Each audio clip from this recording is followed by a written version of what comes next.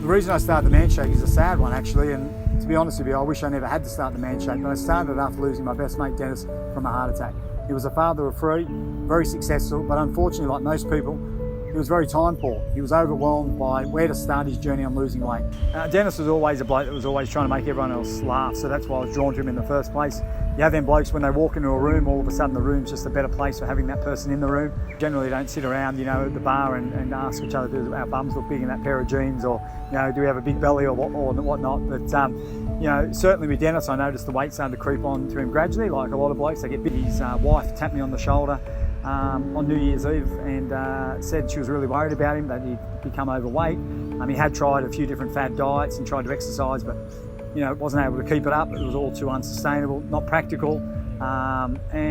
She said maybe I could make a bet with Dennis to lose the weight. So like most Aussie blokes, we love a bet, we like competition. So after we put the bet on, Dennis and I agreed that he'd start the diet and the bet once he come back from his family holiday after Australia Day.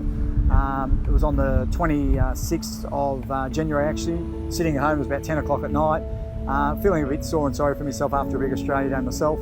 The phone rang. I noticed that Dennis's name popped straight up on the phone, so I eagerly grabbed it, waiting to hear some sort of funny story about his holiday adventures. But it was a real weird feeling. Once I picked up the phone, there was a sense of silence on the other end. And I'll never forget, this broken voice saying to me that Dennis was dead. It wasn't Dennis's voice, but it was his dad.